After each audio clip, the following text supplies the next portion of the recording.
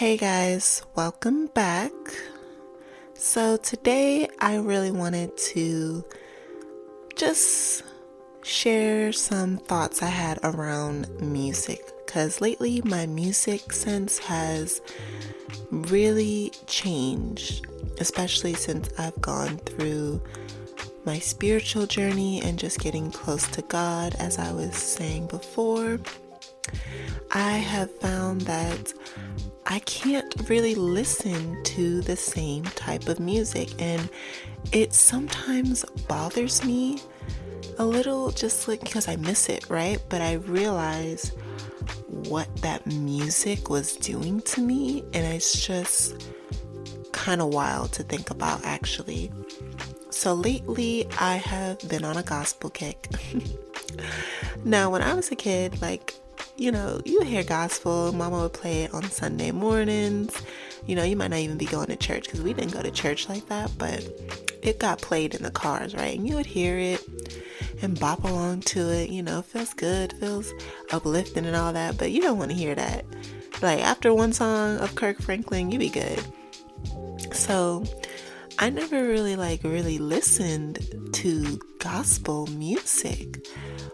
I like it in church. I'm here for the choir. I'll stand and clap, but it just wasn't something I listened to like on a day-to-day basis. I, from a very young age, was always into like R&B, love songs, like rap, of course, but like really just now, when I think about it, overly sexualized love songs. I'm talking Usher, Hey Daddy, I'm talking, or Little Freak. Honestly, when you go back to it, I can remember my first song that I really loved and really knew all the words to was a bop in my head at probably the age of 5 or 6 was Ludacris, What's Your Fantasy? Let that sink in. What's Your Fantasy by Ludacris, and that's still my song, to be honest, but it just hits different now, unfortunately. But I was listening / singing that song when I was like 5, while my dad thought that was so hilarious, but I'm just like, I didn't know what I was singing either, I didn't know what the lyrics were about. I didn't know what I was talking about. I just knew it was a cool little bop. The wordplay, only like the words rumbling after one another. Like, I thought like the beat was high. I didn't think too much about what he was actually saying. But that was my song. Like, songs like that, like the WAPs of the world, the over just sexualized and really talking about getting down to business. Those songs were my type of songs. And I don't know, I just liked being liked hearing that like super freakiness of it. It was just so weird. Maybe because also like I wasn't that like promiscuous child like in high school or in middle school or anything like that. Like, I didn't have a list of boyfriends. Like, I wasn't that type of girl. I didn't hang out with the guys like that. I wasn't being chosen for the dances. So, like having that type of music was kind of like my own little, I don't know, safe space of being chosen and sexy, if that makes sense. I really don't know what it was. It was almost like it had a spell on me, if you really want to think about it. And so during the times when I was really getting closer to God, he had revealed to me like these songs were really destroying, one, my relationship, and two, my connection with him, with God. So sexualized songs is kind of like, I think for women, in a sense, is kind of like a guy watching porn. This is going to be maybe controversial for some, but I feel like it's like around the same things, like you kind of have high expectations when you're watching porn. And I've watched porn before, so, no judgments to anyone. But I'm just saying, like, when you are watching that type of videos, it gives you like certain feelings, but it also gives you certain expectations of like how the experience is supposed to go, right? So that's how I was taking my time in my relationships. Like, I was basing it off of these songs, these hypersexualized songs, and it wasn't like that, relationships aren't like that. Not healthy, and a lot of healthy relationships aren't like that, I should say. And so, yeah, I was just realizing, like, or at least I should say God was revealing to me that me listening to how this chick is getting flipped and dipped and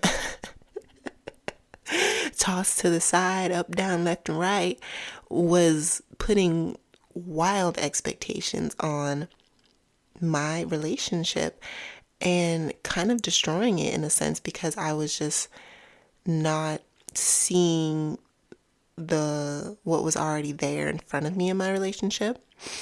And it made me feel like I was really missing something, And this is going to be to each their own on this topic, because sex is a very important topic for people in and out of relationships, and everybody's experience is going to be different. I just know what was told to me, and listening to that music was hurting my relationship, and it was also hurting my relationship with God, because I was increasingly masturbating. We're going to get very real today, friends. So I really was, and it would be to these sexualized songs.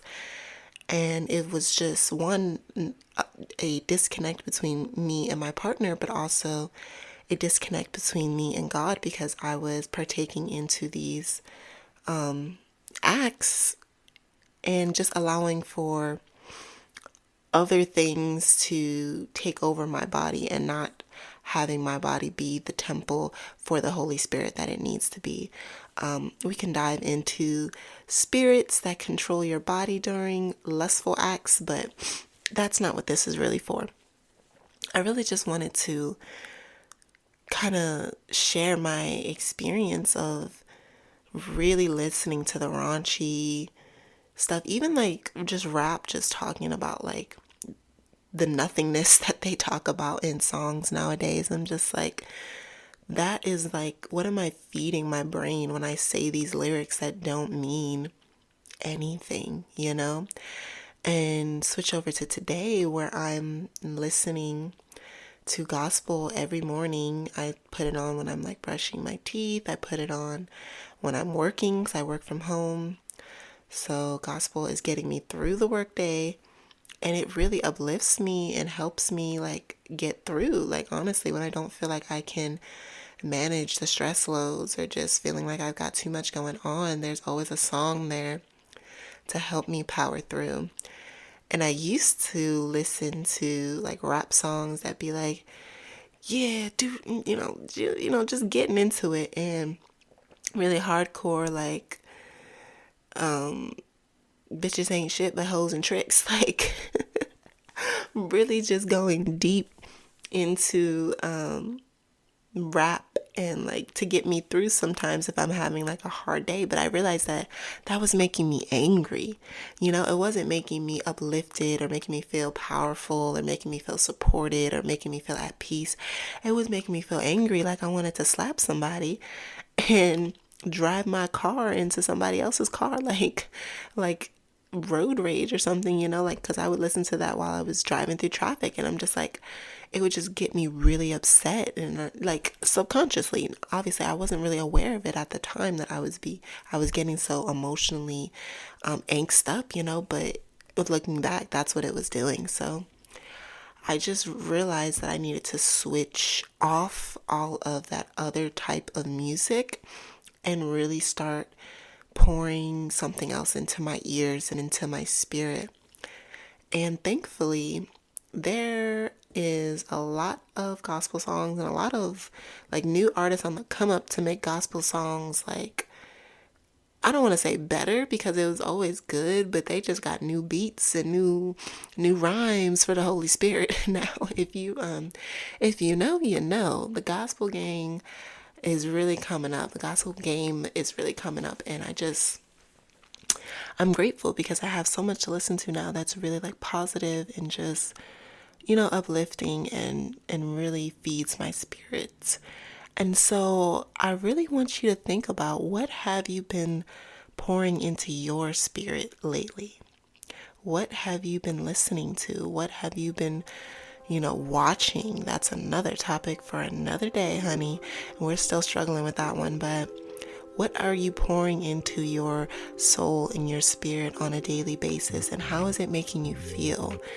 I feel like a lot of people don't take the time to really analyze what they're feeding themselves, not just physically, but spiritually, mentally, emotionally. So it's really important that we are aware of all the different faucets out there to get us to, feel different ways. Love songs hurt when you listen to them for a reason. Like, they're trying to stir up emotions inside of you and really make you feel the pain. And, sometimes you might need that, but most of the time, I don't think you need that, sis. I don't think you need that. I don't think you need to have that depressing ass song on repeat. I think that, there's something else that you could be listening to that's going to give you a much more powerful feeling and empower you in a different way. So yeah, I just wanted to come on and say that because I just find it hilarious. Not hilarious, but just amazing that I listen to gospel music every day now, and I can't get enough of it. Like, I don't get tired of it. I listen to the same songs on my playlist over and over again, and it still works for me. And anytime I listen to anything else, like, it doesn't feel good. It just, the songs that I used to listen to, the artists that I used to really rock with, I'm just like, something's missing, something's off, something's not right. What are you saying? What are you talking about? Why are you saying that? Why are you telling us this? Like, I just got way too many questions, and it's just not enjoyable anymore. I'm like, this is what you thought was a good idea to put out? Like, this is what you want to feed people? This is what you want people to look to you for? Like, pass. I'll go back to my Kirk Franklin and the Clark sisters. No, I got some other artists on there too. But yeah, if you guys want me to share my gospel playlists, let me know. Or actually, what most of the time what I listen to is the Gospel Station on Apple Music. Really, like, all the songs on there, I just like shuffle through those. Literally Gospel Station, because there's like different types of gospel music, or not even gospel. Sometimes it's classified as Christian music. I don't do the Christian radio, okay? The Christian radio is different songs. That's that like new church music that I just can't do. I need a choir, baby. I need them to be singing. So the Gospel Station on Apple Music is usually hitting for me, if anyone was interested in listening there. And yeah, friends, just be aware of what you are pouring into your spirit over the next week. I'll see you guys in the next one.